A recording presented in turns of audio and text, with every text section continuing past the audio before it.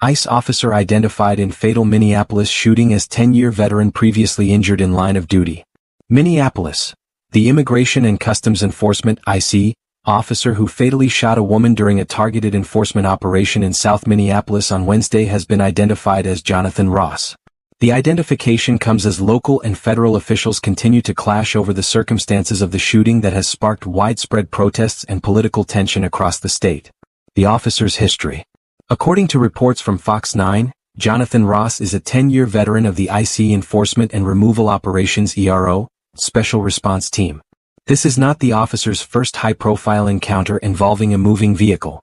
In June 2025, Ross was seriously injured during an attempted arrest in Bloomington, Minnesota.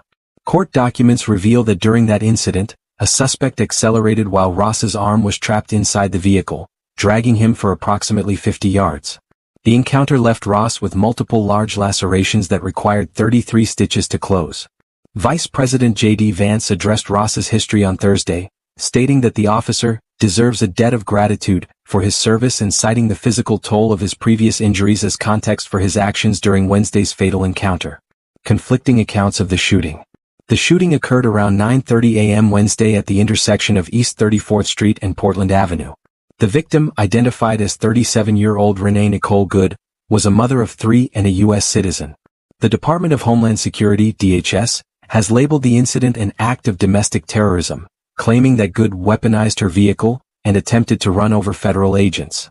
DHS Secretary Kristi Noem defended the agent, stating he fired defensive shots to protect himself and his fellow officers. However, witness accounts and bystander videos have painted a different picture. Footage circulating on social media appears to show Good's red Honda Pilot turning away from the officers in an attempt to leave the scene before the shots were fired.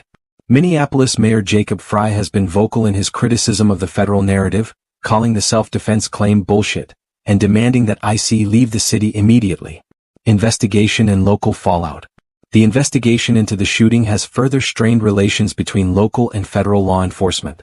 While the Minnesota Bureau of Criminal Apprehension (BCA) typically handles officer-involved shootings, federal authorities have announced that the FBI will lead the investigation. Critically, the BCA will reportedly not have access to the primary case materials, a move that Governor Tim Walz suggested could make it difficult to achieve a fair outcome. In response to the shooting and subsequent protests, Minneapolis public schools canceled classes for Thursday and Friday, out of an abundance of caution. The incident marks a volatile start to what DHS describes as the largest ever immigration enforcement operation in the region, an initiative that has seen over 2,000 federal agents deployed to the Twin Cities.